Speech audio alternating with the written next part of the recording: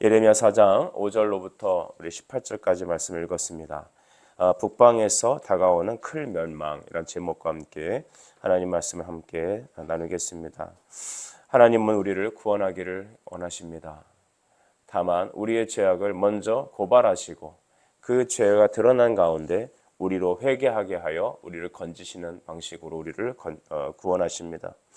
당시 예루살렘은 매우 악했습니다. 하나님을 섬긴다고 하는 택한 백성이었지만 또 그들이 주일날 주일 성수도 한다고 하는 사람들이었지만 그러나 그들의 마음은 악으로 가득 찼습니다. 하나님은 수많은 시간 동안 그들에게 경고를 보내셨는데 바로 선지자들을 통하여 많은 경고를 보냈습니다. 이제 예레미야 시대의 마지막 경고를 하나님은 그들에게 보내고 계시는데 그것은 북방 바벨론의 느부갓네살을 통하여 이스라엘을 멸망하실 계획을 하나님을 세우셨고 이스라엘 백성들에게 마지막으로 예레미야를 통하여 끊임없이 그들의 악을 고발하고 돌아오기를 간청하고 계십니다. 사랑하는 여러분, 우리도 이와 같이 이 말씀을 듣고 우리 악함이 드러나고 또 하나님 앞에 돌이켰을 때 하나님의 구원과 은혜를 누리는 우리 성도들이 되시길 간절히 바랍니다. 하나님은 먼저 5절에 너희가 나팔을 불어라 라고 명령하고 계시죠. 5절 보십시다. 너희는 유다에 선포하며 예루살렘에 공포하여 이르기를 이 땅에서 나팔을 불라 하며 또 크게 외쳐 이르기를 너희는 모이라 우리가 견고한 성으로 들어가자 하고 라고 시작하고 있습니다. 나팔을 부는 것은 전쟁의 경고입니다. 위기 상황에 대한 것이죠. 우리도 오늘날 크다란 불이 나거나 큰 위기 재난이 겪었을 때 수많은 곳에서 우리는 나팔 소리를 들을 수 있죠. 경고 소리를 들을 수 있습니다. 그래서 이 나팔 소리는 경고의 메시지입니다. 그래서 오늘날 강단에서 혹은 성경을 읽으면서 우리가 들려오는 이 하나님의 말씀은 마치 영적인 사이렌으로 우리에게 전달되는 것입니다. 이것을 듣고도 무슨 일이 있겠어? 하면서 아니하게 산다면 우리는 하나님의 심판을 겪을 수밖에 없을 것입니다. 하나님은 6절에 말하기를 깃발을 세워라 도피하라 지체하지 말라 북방에서 재난과 큰 멸망을 가져오겠다. 이렇게 하나님은 경고하셨습니다.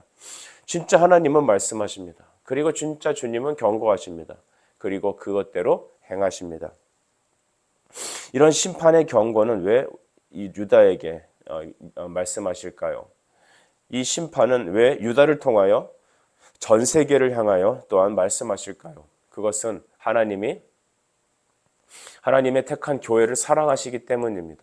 하나님의 성도들을 귀히 여기시기 때문이죠. 그리고 그 방법은 교회를 통하여 또 말씀의 선포를 통하여 듣게 하시고 듣고 깨달은 자들로 하나님께 돌아오게 하기 위한 것입니다. 주님은 실제적인 해결을 말하고 계시는데 8절을 보시죠. 이로 말미암아 너희는 굵은 배를 두르고 애곡하라. 여호와의 노가 아직 너희에게 돌이키지 아니하였음이라 라고 했습니다. 굵은 배를 두르고 애곡한다는 것은 장례식장에서 있을 법한 얘기죠.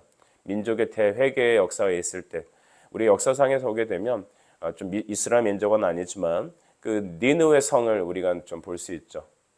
요나가 하나님 말씀을 들고서 하루 만에 니느웨 성에게 심판을 선포하고 들어갔을 때 그들은 매일 백성으로부터 시작하여서 왕에게 이르기까지 심지어 짐승에까지 이르러 회개하고 금식하며 하나님 앞에 자복했던 걸 보게 됩니다.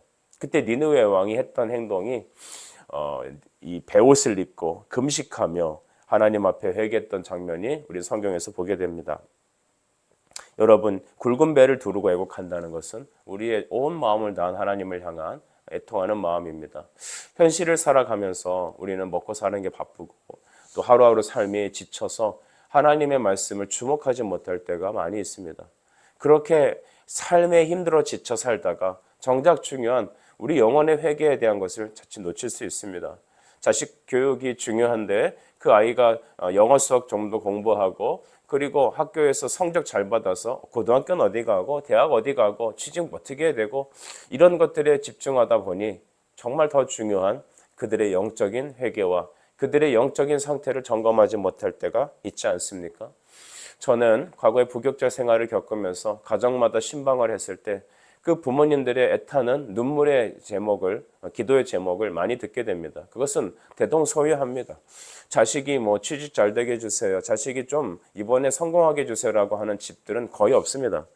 대부분의 그들의 기도 제목은 무엇이었냐면 우리 아이들이 옛날에는 교회 잘 댕겼는데 지금 교회 안 댕긴다는 겁니다. 신앙생활하는 이 애미를, 이 아비를 조롱하는 자식도 있습니다. 근데 여러분 놀라지 마세요. 그들은 한때 중고등부 회장도 했습니다. 그들은 청년부 임원도 했다는 것이죠. 성가대도 했습니다. 교회 열심히 다녔습니다. 그러나 어찌어찌 하다 보니 대학에 진학하고 또 취직하고 사회생활 하다 보니까 신앙생활이 뜸하게 되고 교회 안 가고 그러다 보니 여러분 결국 믿음을 잃어버렸다고 말들을 합니다.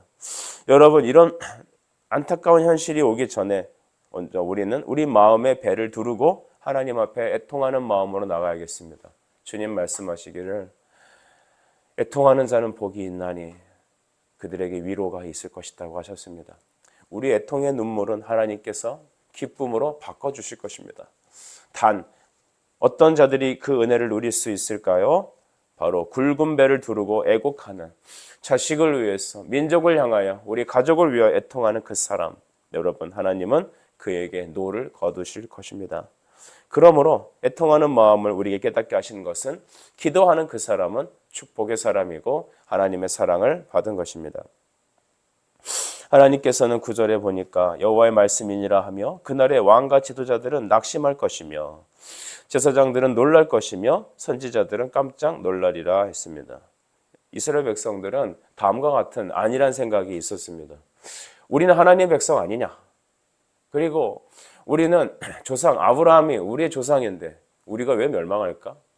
또 어떤 생각이 있었냐면 역사 속에서 계속 하나님은 우리를 구원하셨다. 그러니까 이번에도 무슨 일이 있겠느냐?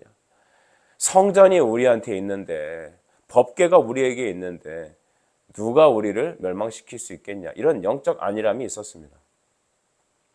그래서 이스라엘 사람들은 전쟁하러 나갈 때 이 법궤를 들고 나갔죠. 그러니까 법궤만 있으면 승리한다는 착각이 있었습니다. 정말 법궤만 있으면 승리하겠습니까? 역사상 보면 이제 블레셋과 전투하는 이스라엘 백성들이 법궤를 들고 나갔다가 처절하게 깨지고 법궤를 빼앗겼던 적이 있죠. 이 사울 왕 때 그랬습니다. 그걸 다윗 때 찾아왔는데 법궤만 있으면 성전만 있으면 답니까? 우리가 예수를 믿는 크리스천 집이면 우리는 하나님의 심판이 없습니까? 여러분 이것은 착각인 것입니다. 이런 심판은 여러분 믿지 않는 세상을 향해서도 하시지만 여러분 하나님을 믿는 우리 성도들에게도 여러 가지 모습을 찾아올 수 있습니다. 근데 먼저 우리에게 주시는 하나님의 좋은 팁은 뭐냐면 먼저 우리에게 이 말씀을 깨닫게 하신다는 겁니다. 얘들아 너희들 내가 이렇게 할 건데 돌아와야 된다 하고 강하게 얘기하시는 것이죠. 선지자는 이 말을 듣고 나서 굉장히 애통해하고 슬픈 마음이 가득 찹니다. 10절에 보니까 내가 이르되 슬프도소이다. 주 여호와여 주께서 진실로 이 백성과 예루살렘을 크게 속이셨나이다. 이르기를 너희에게 평강이 있으리라 하시더니 칼이 생명에 이르렀나이다 했습니다. 하나님 우리에게 평안 주신다고 하시더니 주의 말씀을 듣고 보니까 칼이 생명에 이르렀네요. 이 얘기는 칼이 이 목에 와 닿았네요. 심판이 와 닿았네요. 주님의 도끼가 이미 뿌리에 놓아져 있네요. 라고 깜짝 놀란 것이죠. 많은 사람들이 평안이 있을 것이다 라고 말을 합니다. 당시 예레미야 선지자가 있던 시절에 예레미야만 심판을 얘기했어요. 다른 선지자들은 잘 될 겁니다. 괜찮습니다. 이렇게 얘기합니다. 마치 오늘날의 교회의 모습들을 보는 것 같아요. 잘 될 겁니다. 그래도 괜찮습니다. 심판과 하나님의 죄에 대한 얘기를 회개에 대한 얘기는 전혀 안 하고 괜찮아 잘 될 거야. 칭찬만 합니다. 칭찬은 고래도 등 떠듬겨주고 뭐 춤춘다고 하니까 무조건 칭찬만 합니다. 어떻게 보면 세상적으로 인간적으로 참 좋은 사람이죠. 그렇죠? 목회자가 그러면 좋습니까? 세상에서 이 뉴스만 봐도 살인 사건 어려운 거, 뭐 이제 주가가 폭락하느니, 뭐 이제 경제 생활이 어려우느니, 뭐 부동산이 이제 안 된다는 이런 많은 얘기만 듣다가 괜찮아 잘 될 거야. 하나님은 너를 지키시는 자야. 물론 하나님은 여러분을 지키시는 자이십니다만 괜찮아 잘 될 거야. 이거는 무슨 노래죠. 여러분 다 괜찮습니까? 다 잘 됩니까? 죄 가운데 있는데도 잘 되고 괜찮으면 그건 자식을 사랑하는 아비의 마음은 아니죠. 하나님은 우리를 정말 사랑하십니다. 어떻게 사랑하시느냐? 우리가 회개하여 영원히 살아나기를 원하십니다. 여러분, 잘 된다, 괜찮다는 말을, 칭찬을 들으면 그 사람의 본질을 알게 됩니다. 인간은 잘못된 자기 사랑 안에 갇혀 있습니다. 그래서 자기가 하나님 앞에 심판을 받는 존재인지도 알지 못하고 그냥 이 단 설탕물을 빨아먹는 것을 좋아합니다. 칭찬 듣는 걸 좋아해요. 그리고 내가 높아지는 걸 좋아해요. 우리의 영혼에 대해서 하나님의 이 쓴 뿌리, 우리의 영혼을 고치시는 하나님의 약을 먹는 것에 대해서는 굉장히 어색해하고 싫어합니다. 그러니까 교회에서도 어떤 사람이 여러분 인정받냐 하면 어떤 목회자가 여러분 좋은 목사라고 인정받을까요? 칭찬하는 목사예요. 그들을 격려하는 목사예요. 우리 목사님 사랑이 많으셔. 정말 이 성도님 정말 좋은 사람이야. 왜 좋은 사람이라고 합니까? 예배 오셔야 합니다. 그러면 안 됩니다. 정말 주님께 돌아오셔야 합니다. 이런 말을 전하면 듣기 싫거든요. 여러분 약은 써요. 단약은 별로 없습니다. 사탕 발림으로 우리의 영혼을 병들게 만드는 요인이 뭔지 보십시오. 칭찬은 좋은 것입니다만 사람의 죄는, 사람의 어그러진 잘못된 자기 사랑은 하나님 사랑이 아닌 자기 죄악을 사랑하는 그 마음은 여러분 칭찬 듣길 좋아합니다. 괜찮아, 잘 될 거야, 하나님은 지키시는 자야. 물론 그렇습니다만 오늘 이 에레미야 말씀은 너가 돌이키지 않으면 회개하라라고 하는 강한 말씀을 주십니다. 특별히 칼이 생명에 이르렀다 하셨습니다. 모개와 다 있다 했습니다. 여러분 이 말씀이 오늘 우리에게 달콤한 하나님의 은혜의 목소리가 되기를 바랍니다. 이제 주님은 그 심판을 뜨거운 바람으로 말하고 있죠. 11절 그때 이 백성과 예루살렘에 전할 자가 있어서 뜨거운 바람이 광야에 있는 헐벗은 산에서 내 딸 백성에게 불어온다 하리라. 뜨거운 바람은 이 심판을 말하고 이것이 어디서 옵니까? 북에서부터 온다는 것이죠. 그래서 14절도 보십시오. 예루살렘아 내 마음의 악을 씻어버려라. 그리하면 구원을 얻으리라. 내 악한 생각이 내 속에 얼마나 오래 머물겠느냐 했습니다. 주님께서 내 마음의 악을 씻어버리라고 했습니다. 여러분 우리 마음의 악을 씻어버려라. 창세기 6장 5절에 당시의 사람들의 이 노아의 홍수가 있기 전에 사람들의 마음이 항상 어디에 있습니까? 생각이 악한 데가 있었습니다. 마음의 생각이 악한 데가 있기 때문에 행동과 삶의 열매는 그렇습니다. 그들이 심판을 받은 것은 여러분 그들의 악한 마음 때문이었습니다. 주님께서는 스가랴 13장 1절에 그날에 죄와 더러움을 씻는 셈이 다윗의 족속과 예루살렘 주민을 위하여 열리리라 라고 했습니다. 우리의 더러움을 씻는 셈, 바로 그리스도의 십자가의 보혈을 통하여 우리의 죄를 씻으시기 위해서 예수님께서 행하신 일은 뭐냐면 육신으로 오셔서 십자가 지는 거였습니다. 하나님의 사랑은 어떻게 구현됩니까? 로마서 5장 8절에도 나와 있습니다. 우리가 아직 죄인 되었을 때 그리스도께서 십자가에 죽으심으로 우리에 대한 당신의 사랑을 확증하셨다, 증명하셨다고 하셨죠. 하나님의 사랑은 심판에서 나타납니다. 공의와 사랑, 그것은 십자가입니다. 복음은 그것입니다. 우리 안에 죄를 드러내고 죄를 심판하고 그 심판에 받은 죄값이 지불된 상황 속에서 사랑과 연합과 하나님의 생명이 주어지는 것이죠. 그래서 하나님은 우리 안에 악을 씻어버리라고 말합니다. 여러분 정결하게 하는 셈은 예수님의 보혈에 있습니다. 그리고 성령의 충만을 받을 때 우리는 이 죄를 씻고 세상을 이기는 힘을 갖게 됩니다. 하나님은 이것을 심판으로 예루살렘의 북방의 민족, 즉 바벨론을 통하여 너희의 죄를 심판하실 것을 말합니다. 이스라엘이 망한 것은 여러분 그들이 정치를 잘못해서가 아닙니다. 그들이 경제생활 잘못해서가 아닙니다. 외교에 실패해서가 아니죠. 그들이 마음의 악을 씻어버리지 않았기 때문입니다. 이것은 오늘날도 다 정확히 적용될 수 있습니다. 한국 사회에 언제부터 퀴어 축제가 문화로 자리 잡고 동성애를 옹호하고 또한 여러분 교회에서 복음이 사라지고 심리학으로 혹은 여러 가지 사회적인 여러 가지 행동이 교회 안에서 이슈가 되었습니다. 교회는 복음 전하는 것입니다. 교회는 예배 드리는 것입니다. 교회는 선교하는 것입니다. 성도들을 말씀으로 세우고 진리 안에서 그리스도와 한 몸을 이루는 공동체입니다. 그런데 사회 활동하고 여러분 복음을 떠나고 또한 이 세상에서 잘될 거란 축복을 준다면 여러분 그것은 하나님의 심판을 예견하는 거 아닐까요? 하나님은 오늘 우리에게도 말합니다. 예루살렘 안은 너희 교회들아, 나의 성도들아라고 바꿔 얘기합시다. 나의 자녀들아, 너희 마음에 악을 씻어버려라. 우리 안에 악을 어떻게 씻을까요? 어떤 분은 이렇게 생각하는 경우도 있습니다. 내가 죄가 많으니까 좀 헌금을 좀 많이 할까? 내가 이번에 좀 교회를 위해서 한번 큰일 해볼까? 교회가 건축을 한다고 하는데 내 재산 얼마를 들여서 그동안 내가 지은 죄를 한번 씻어볼까? 이것은 인간의 발상입니다. 중세 로마 가톨릭에서 이런 거 많이 했죠. 우리 부모들이 믿지 않고 돌아갔는데 교회 헌금 좀 많이 하면 연옥에서 이제 천국으로 가겠지. 지옥에서 연옥으로 올라가겠지. 이거 인간이 고안해낸 창작물입니다. 여러분 그렇지 않죠.